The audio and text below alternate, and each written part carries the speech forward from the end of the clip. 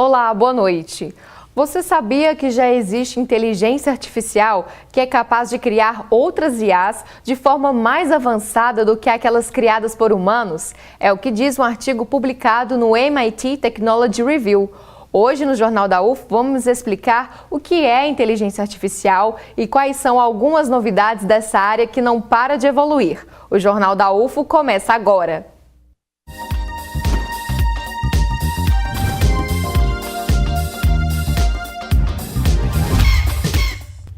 Se você ainda não conhece o Museu Dica, Diversão, Consciência e Arte da UFO, está perdendo muitas curiosidades. E quem sabe te contar tudo sobre esse lugar é uma inteligência artificial, conhecida agora como Diquinha. O Sol abre o roteiro do sistema solar. No quiosque, a bobina de Tesla acende uma lâmpada. A tabela periódica fica bem mais legal assim. No Dica é diversão, consciência, arte e uma ajudinha da inteligência artificial, ou melhor, da Diquinha. Ela é a marca registrada do museu, é a mascote do museu, né? E ela nasceu inicialmente só na forma de uma figura de desenho e a gente deu vida para ela agora, tornando a Diquinha um bonequinho, né, que adquiriu uma capacidade de funcionar com a técnica de inteligência artificial.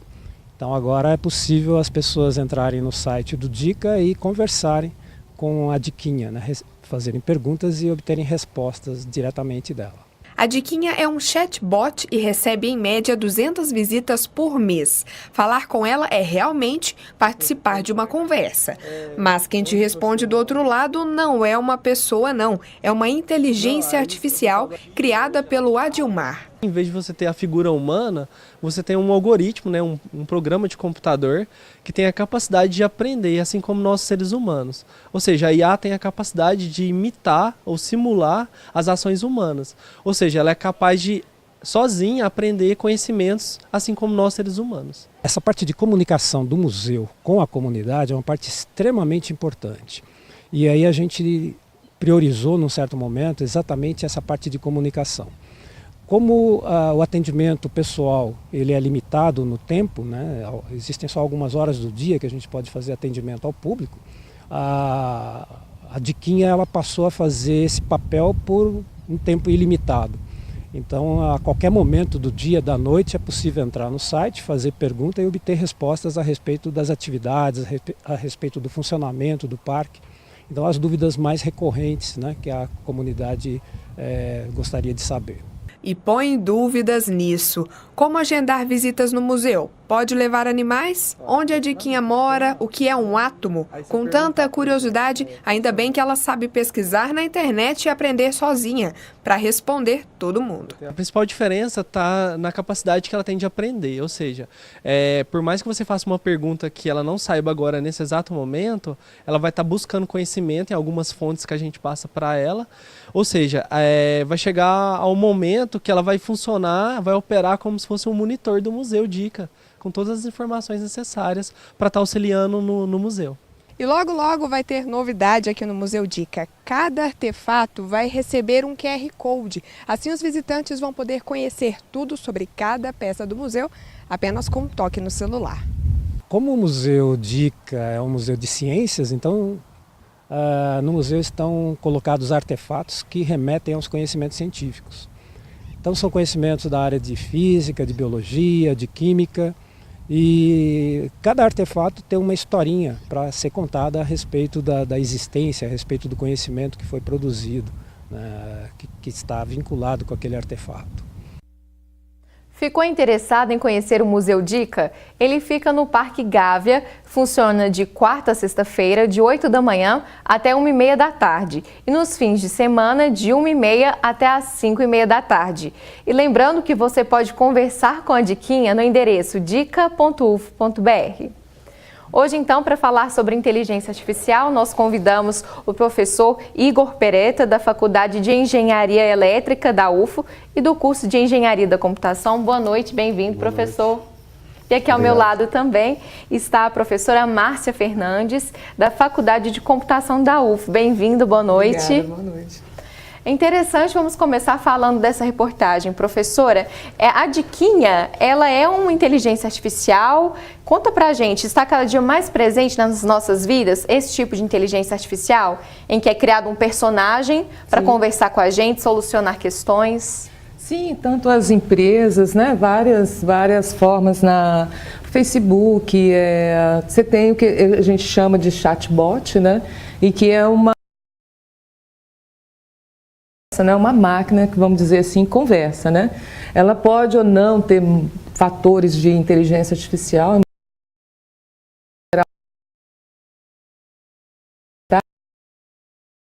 uma máquina que é capaz de aprender, né? Se alguma coisa que ela não sabe ainda responder, ela pode consultar, né, fontes da internet, né? Então ela tem acesso à internet para ter mais conhecimento e ela pode também, né, armazenar esse conhecimento que vem sendo adquirido ao longo das conversas, né, durante o processo. Então não é uma coisa nova, né? Na década de 60 já existiu esse tipo de, vamos dizer, entidade, né, computacional que conversa, né, e tenta aprender com a conversa algo sobre ou a pessoa ou sobre a própria conversa, algo que possa estimular o conhecimento da própria máquina.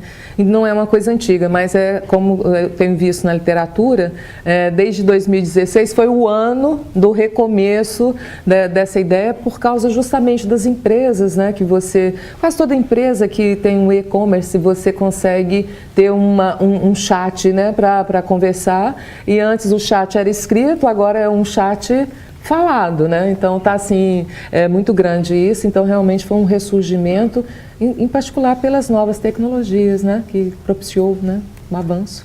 Essa é uma das aplicações, então. Isso. Professor, na sua visão, quais outras aplicações que a inteligência artificial tem hoje em dia?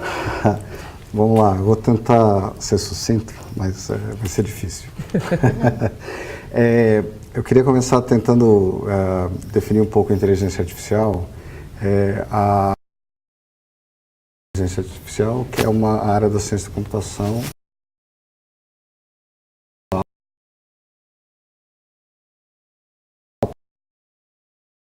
ser definida, e você tem seres humanos que denotam comportamentos inteligentes, e nem sempre, às vezes, são comportamentos intuitivos e coisas assim, e existem inteligências externas ao ser humano, né? A inteligência artificial, ela abarcou uma definição um pouco mais abrangente, onde ela tenta demonstrar comportamentos inteligentes, seja eles encontrados em seres humanos ou não, tá? Dentro dessa perspectiva, você tem muitas sub-áreas da inteligência artificial. Eu não vou tentar perder muito tempo com nomes técnicos, mas a ideia básica é que você tem desde os sistemas especialistas, onde um especialista senta com o programador e define um conjunto de regras, e dado um certo problema, o sistema, através dessas regras, chega a uma solução, quanto você tem a área de processamento de linguagem natural, onde você tem as aplicações de chatbot e coisas assim, como áreas de inteligência de máquina, por exemplo, que é um pouquinho mais a minha praia, onde você tem neurocomputação, onde neurônios artificiais aprendem a um dado processo, conseguem modelar um dado fenômeno, e computação evolucionária, onde você tem o desenvolvimento hoje em dia até de produtos novos de engenharia, saindo de um conjunto de especificações, e o próprio computador inventa esses produtos. Então, é uma área que é abrangente, como a professora Márcia comentou, é antiga, né? A computação evolucionária começa em 1952, com um dos primeiros computadores do von Neumann, logo depois que eles calcularam a bomba lá. Veio um pesquisador para aprender a fazer universos artificiais dentro desse computador. E hoje em dia você tem casos, 2005, a missão da NASA, onde o computador inventou uma antena que o ser humano não conseguiria inventar. Teve um caso agora da Airbus, que substituiu uma daquelas divisórias de cabine. Eles substituíram aquela estrutura que era rígida por uma estrutura que parece muito um osso de ave, que é muito mais leve e mais resistente. E só essa substituição economizou toneladas de combustível e de gás carbônico. Olha só. É uma área bem abrangente e de aplicações ainda sem limite, ainda. Daqui a pouco, então, a gente continua falando mais sobre essas novidades. Será que os estudantes da UFO sabem o que é inteligência artificial e onde ela está presente? Nossa equipe foi descobrir. Então, acho que inteligência artificial é alguma coisa que vem para otimizar os processos humanos, assim, que não necessariamente computadores, tudo, mas todo o processo otimizado. Eu acho que a inteligência artificial pode atuar em diversos setores e é o futuro da nação. Como tem o Watson, que acho, se não me engano é da IBM, que está fazendo um trabalho que ninguém acredita que ele consegue alcançar aqueles resultados, eu acho que todo e qualquer setor pode aderir à inteligência artificial. Professora Márcia, esse ponto que o estudante tocou de que todos os setores podem vir a aderir à inteligência artificial é uma realidade para o futuro? Pode vir até mesmo substituir a mão de obra humana? Como que fica toda essa evolução? Inclusive é uma parte, porque a inteligência artificial é uma área multidisciplinar e uma delas, né, diz respeito à ética computacional. Nos últimos anos, tem crescido a pesquisa nessa área de ética justamente por causa de inteligência artificial, porque a gente tenta, vamos dizer, usar o modelo humano para fazer coisas. Então, para fazer coisas computacionais, vamos dizer, coisas tecnológicas, técnicas, né? Mas ser humano é outra coisa. Então, a ética computacional está bem envolvida nisso. Mas, apesar disso, da ética e tudo, em alguns países do mundo, eles já assumiram que muitos empregos, milhões de empregos, serão banidos, né, justamente pela introdução da robótica e da inteligência artificial. Então, assim, no Brasil ainda não é exatamente uma realidade, a gente vê muito robótica e IA na indústria automobilística, né, mas em outros setores não tanto, mas é um fato que no mundo, certamente eles estão estudando isso e já tem sido, como países como os Estados Unidos, Japão, Alemanha, Reino Unido, essa questão do emprego ser realmente exterminado pelo fato da robótica e da inteligência artificial já é uma realidade. Quer dizer, e o Brasil está também indo nessa linha, né? Então, assim, apesar da ética, né, que está envolvida, né, nesse processo de até que ponto vale a pena criar tudo isso em detrimento do próprio ser humano, né? E até mesmo alguns palestrantes, pesquisadores que dizem o seguinte, que vai chegar um ponto que a inteligência artificial vai estar tão avançada nessa questão do mercado de trabalho, que conhecimentos técnicos a máquina, os sistemas poderão fazer. Mas aí, professor, te lança essa questão. Onde entra então o ser humano nessa equação? No futuro? Ou esse dado presente que já evolui tão rapidamente? Sim, eu vou citar uma matéria que eu li há alguns meses, infelizmente eu não vou lembrar da fonte, onde a chamada da matéria era: hoje, com a tecnologia atual, qualquer emprego pode ser substituído por uma máquina. Né? Realmente, a gente está quando a gente fala não só de inteligência artificial como um todo, mas também o processo de automação, Internet of Things, né, que é a internet das coisas, quando a gente fala da indústria 4.0, quando a gente fala dessas coisas, a gente percebe que processos que são extremamente rotineiros ou que existe algum risco à vida humana, é de interesse do mercado que está surgindo de substituir por máquinas. E é uma discussão meio ouve a galinha, sabe? Porque a partir do momento que eu tenho uma máquina, posso dar o exemplo do carro autodirigível? Sim, fica à vontade. O carro autodirigível, ele está enfrentando vários problemas de ética, e não só por decisões críticas, onde tem aquele paradoxo do trolley, né, que é ou eu mato 1 ou eu mato 5, tem essas questões extremas, mas também tem questões simples, tipo, qual é a velocidade que esse carro vai andar se tiver um pedestre na calçada? Esse pedestre pode simplesmente, sei lá, uma criança pode querer atravessar a rua naquele momento, né?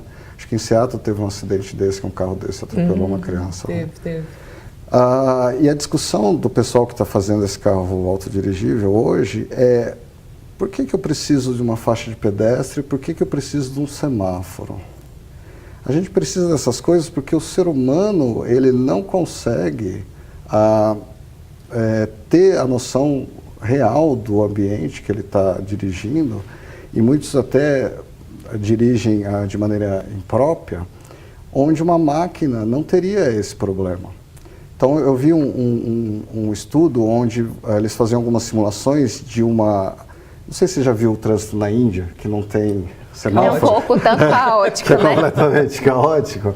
Eu vi algumas simulações onde o carro autodirigível fazia isso com maestria e sem nenhum semáforo, entendeu?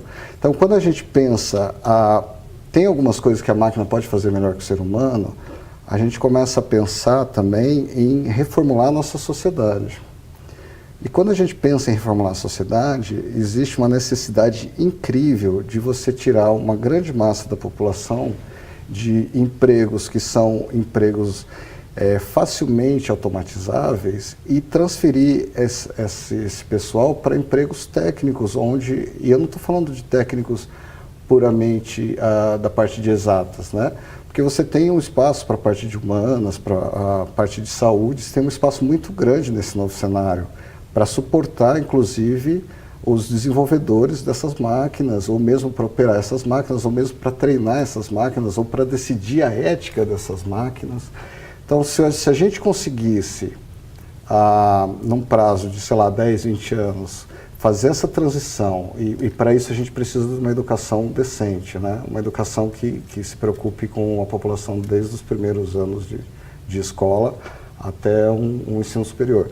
Mas se a gente conseguisse trazer essa qualidade, esse valor agregado para essa população, para que eles tomem ciência desse novo mundo e se especializem ou sejam especializados, né, depende aí da filosofia, você teria uma transição mais simples. Daqui a pouco, então, a gente continua. Uma questão complexa, né? Sim, tem vários exatamente. pontos. A gente já volta mais na nossa conversa. Mas antes, vamos conferir a previsão do tempo.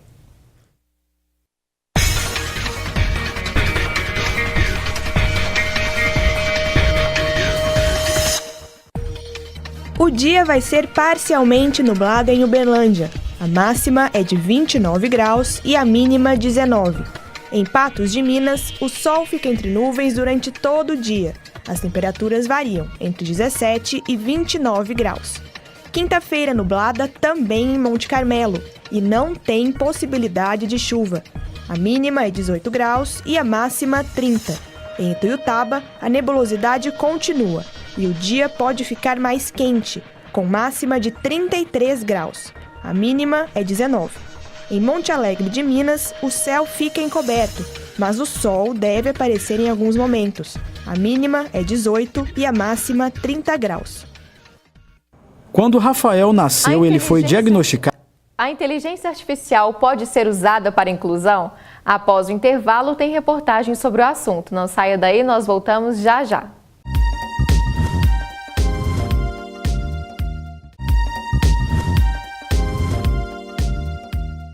E falando sobre inteligência artificial, 3 bibliotecas de Uberlândia agora possuem um aparelho que pode ser usado por quem tem dificuldades de ler. O dispositivo, que foi criado em Israel, auxilia principalmente pessoas com deficiência visual. Quando Rafael nasceu, ele foi diagnosticado com glaucoma, uma doença nos olhos caracterizada por um aumento da pressão ocular. E aos 2 anos de idade, longe da família, ele brincou com um objeto que não devia. Ela achou um arco e flecha, aí ela resolveu guardar. Então, um certo dia à noite, foi umas meia-noite, elas me contaram, às meia-noite, e ela e minha mãe, elas tinham o costume de orar. Então, elas estavam lá orando, e eu fui e consegui achar esse brinquedo. Aí eu comecei a brincar com ele. Só que numa dessas tentativas voltou no meu olho, aí furou. Aí então levou na medicina e não dava mais tempo. Aí eu ainda enxergava um pouco com o olho direito, só que eu era muito curioso, então eu forçava para tentar enxergar. Aí eu acabei perdendo o resto que eu tinha do olho direito. Desde então, Rafael teve que lidar com os desafios. Aos 6 anos, ele descobriu o braille. Foi na escola, através de uma professora que tinha deficiência visual também, ela chamava Heloísa.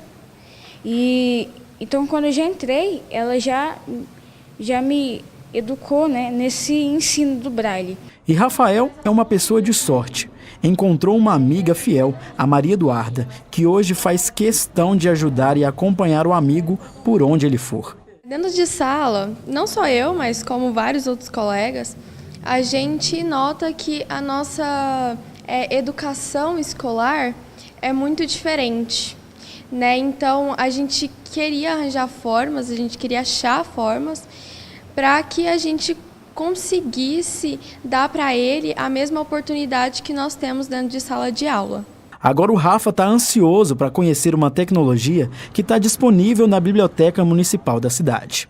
Eu estou bastante curioso, né? Porque é uma tecnologia assim, muito nova, né? E isso vai fazer uma grande diferença, não só para mim, mas para todos os deficientes visuais. Esse aparelho que o Rafael tanto espera é um dispositivo de inteligência artificial que foi produzido em Israel e chegou ao Brasil. Muda a autonomia desse usuário. Começa que ele pode chegar, escolher o livro que ele quiser ler.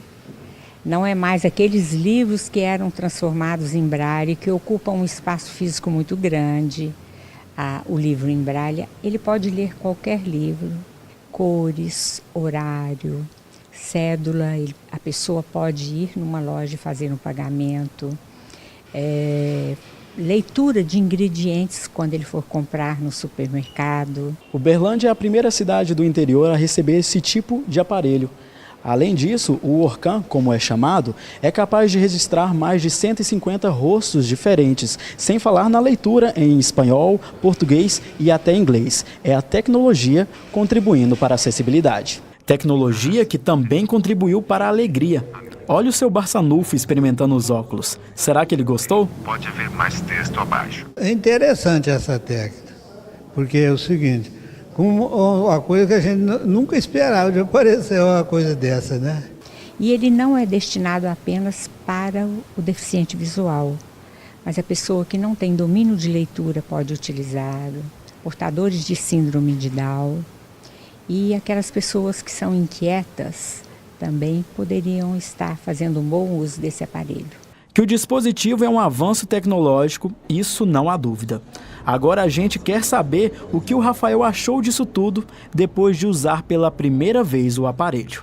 Realmente impressionante, né? Porque é uma tecnologia assim, bastante inovadora que vai auxiliar muitos deficientes visuais, né, serem autônomos.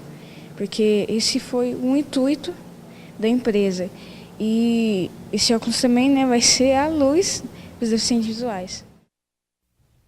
Quando o assunto é inteligência artificial, são vários os prós e contras, né, professora? Sim, mas isso podemos dizer que é algo muito positivo. Sim, em prol do próprio ser humano, né? Eu até ia mencionar esses óculos, né, que tem a visão computacional, então técnicas de IA são usadas para fazer isso, né?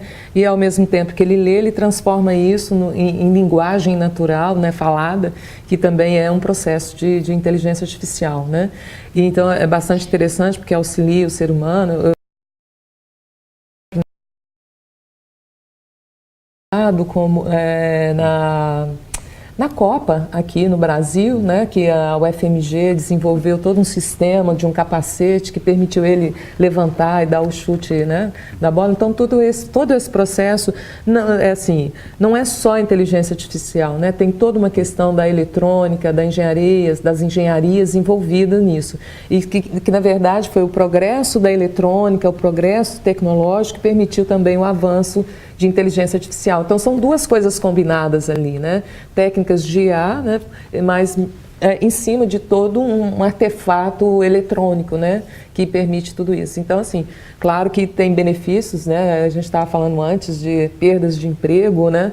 Mas tem todo esse benefício do ponto de vista humano, da saúde, de propiciar, né? Facilidades, né? Facilitar o acontecimento de coisas que talvez antigamente seriam, por exemplo, inviáveis, né? Para esse exemplo da reportagem, né? Em outros tempos ele continuaria sem conseguir ler ou participar de uma biblioteca, né?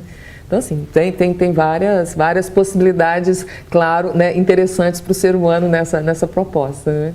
Dentro, então, desse ponto de vista, professor, O interessante é que tanto a nossa geração quanto as futuras gerações é que já se adaptem, acostumem com a inteligência artificial, porque ela vai estar cada vez mais presente.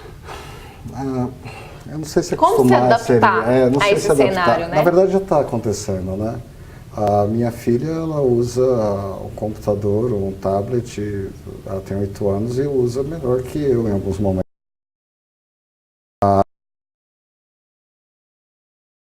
Com recursos audiovisuais ou cursos na internet, eles aprendem muito mais com vídeos e coisas assim do que no diálogo ou na exposição durante a aula, né?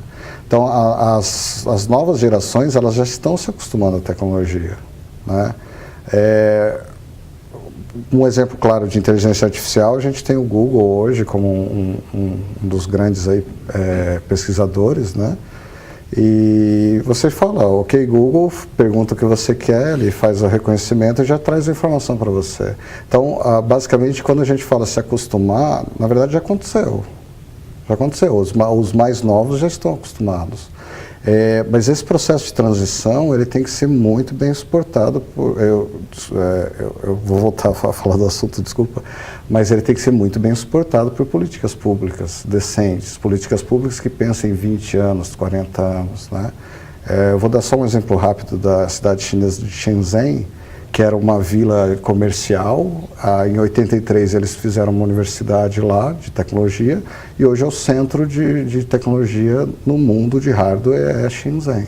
Então você sai do praticamente nada no final da década de 80 e chega a ser um dos maiores centros hoje. Então, voltando à sua pergunta no se acostumar, eu acredito que a gente tem, sim, que ter certas ressalvas com as tecnologias novas, que a gente tem, sim, que ter discussões éticas, isso é essencial para o processo, mas a gente também não pode simplesmente fechar os olhos para gerações futuras e dizer, não, eu não vou te incluir agora porque eu acredito que isso não é bom. Isso eu acho que é uma irresponsabilidade da nação, né, na verdade. Para a gente encerrar então o jornal, vamos ver agora mais depoimentos de estudantes da UFO sobre o tema inteligência artificial. Eu acho que essa inteligência por meio de computadores, né? De programas, softwares e tudo mais.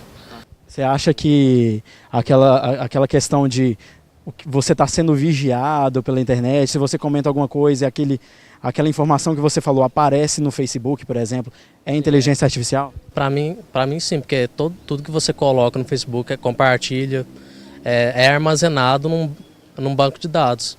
Então, quem tem um poder sobre isso tem todas as informações sobre a pessoa. Professora Márcia, muito obrigada pela sua participação aqui no Jornal da UFO. Pelo convite. Obrigada, professor Igor. Muito obrigada também pelas informações. Obrigado pelo convite também.